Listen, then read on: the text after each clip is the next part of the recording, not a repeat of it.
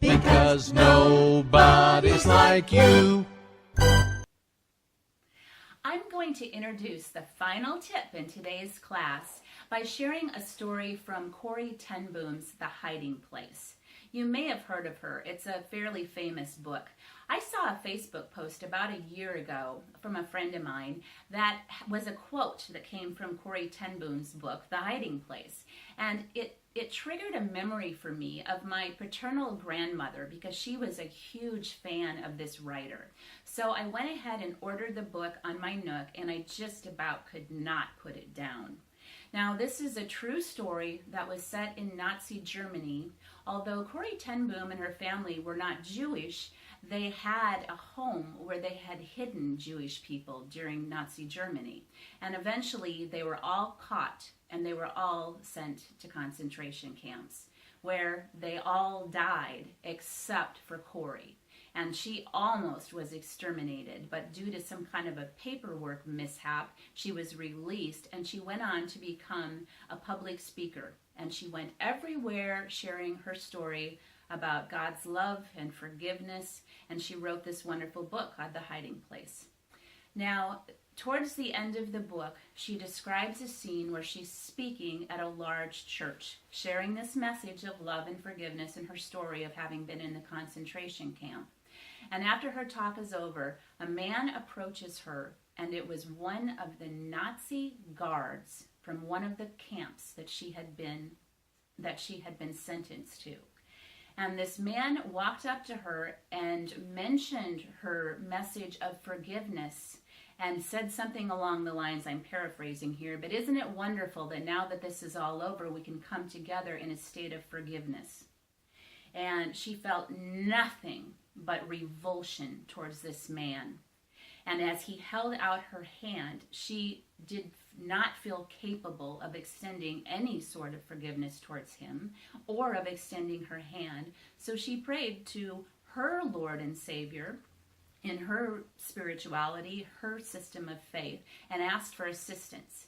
And she said that as she extended her hand and took that man's hand, she literally felt the energy of love running from her shoulder through her arm and her hand into his.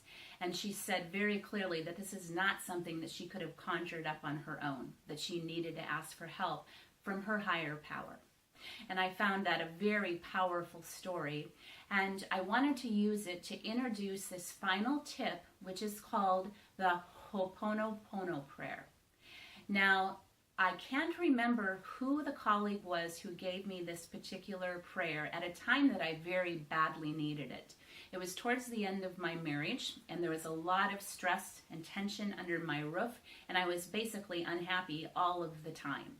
And a colleague who, now I'm remembering who it is actually, her name is Lee, and she had been to Hawaii and had been trained in the Ho'oponopono healing method, which is a Hawaiian or Polynesian system of energetic healing.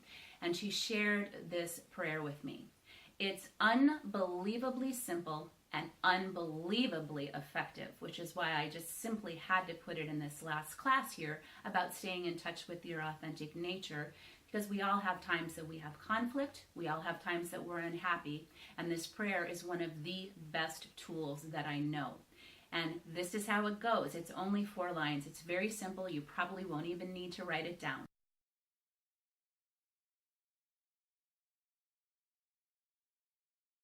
Now, since my marriage ended, I have used this prayer 2 specific times that I will use as examples of how effective it is. And both times were in conjunction with a stressful work situation with a particular person who is not in my immediate office. One had to do with the regional office in a different state and a certain manager in that office. And the other had to do with, actually, it was an attorney, a lawyer who represented one of my main clients. And this was at 2 different companies, 2 completely different times. But in both those circumstances, what the similarities were is the way that I felt every single time the phone would ring or I would get an email and I would see those person's name attached to the phone call or to the email. I would get tense, I would get upset. Sometimes I would get angry. At the very least, I would be frustrated and just feeling like I was out of control and powerless because of the powerful positions that these two people held and just the way that they interacted with other people. So it was a very frustrating situation for me. But then I remembered the Ho'oponopono prayer. And what I would do is every single time that person even entered my mind, whether or not they had called me and I was looking at the phone ringing thinking I really don't want to pick that phone, I don't really want to pick up the phone right now, or whether I just thought of them, I saw their name on a piece of correspondence, whatever it was, I would repeat the Ho'oponopono prayer over and over. And I am not kidding when I tell you that every time this happened, they would stop calling me all of a sudden. There wouldn't be as much contact, or when there was contact, they would be much more pleasant. I can't explain why this works. I only know that it does.